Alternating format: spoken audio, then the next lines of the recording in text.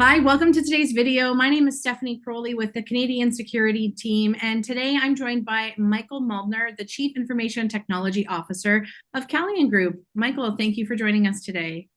Thank you for having me, Stephanie.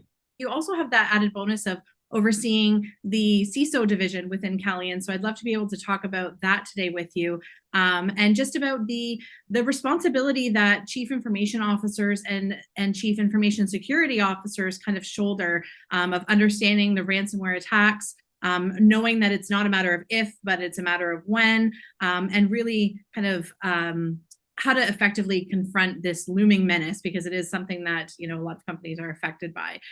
So we'll talk a little bit about that, and just how these folks can advocate for a more unified front, engaging the board and executive leadership. So I'd love to get your opinions on that. But first, if you could just introduce yourself in a brief overview of your role at Calian Group, that would be great. Yeah, fantastic. So great to be here. So I am, as you mentioned, the Chief Information and Technology Officer at Calian. So I'm really responsible for all things technology, and we're a global company. As you mentioned, Stephanie, things are changing very, very quickly, not just in the technology space, but in cybersecurity. So it's an exciting time right now. Wonderful. Definitely exciting. Definitely lots of changes, at all points. So let's get into this a little bit. In your engagements, Michael, with Calian's board of directors, how do you explain the importance of acknowledging cyber risk and the necessities required to mitigate some of these risks?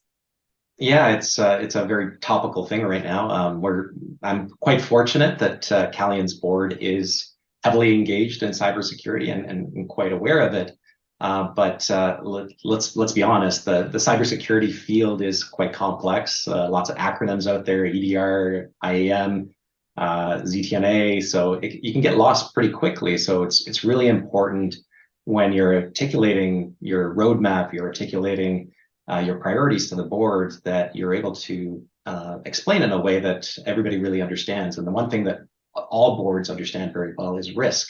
So being able to articulate, not all these things are the same. Not all technologies are the same. Some cyber threats carry more risks. Some things are more expensive or more complicated to implement.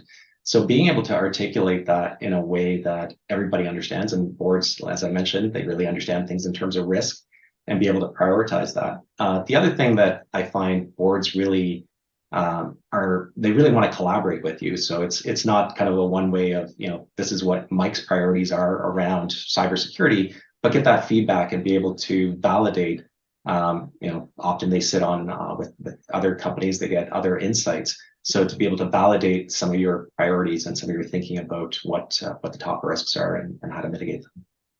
Excellent. And that kind of leads right into my next question about being prepared for some of these incidents. In your experience, how important is it to kind of workshop preparedness of ransomware preparedness with your board? And what does that entail? We want to, make sure that we're as effective as possible here. Yeah, well, the biggest thing that people don't realize when it comes to these incidents is the most important thing for you is time. So just a couple of quick statistics. So last year, the breakout time, and breakout time is what happens when someone gets into your network. They can move laterally, they can do a lot of damage. Last year, that time was 84 minutes. In 2023, that number reduced to 79 minutes. So you can imagine, with technology, with automation, these numbers are getting smaller and smaller. So bad actors are moving more and more quickly. You don't have time to do that preparation, that decision making, whether you're talking to the board, you're talking to your team as things are happening. You really need to do this as much as possible ahead of time. I use the analogy of, you don't want to figure things out if a fire is happening. That's why we do fire drills. So being able to talk to the board and plan these things ahead of time, go through these drills, go through the tabletop exercises. Time is incredibly important when it comes to these events, and that's why it's so important that you're prepared ahead of time. Excellent. And I guess just to wrap up here, Michael, do you have any other advice or final thoughts for other CISOs and CIOs out there?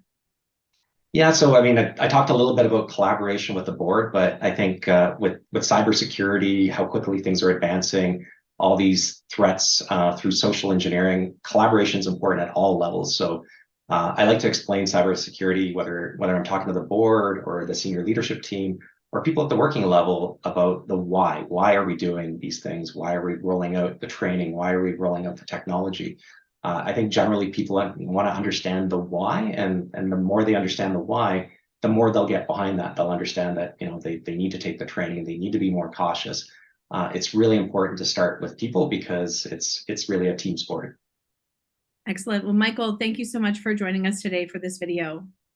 Thank you again for having me.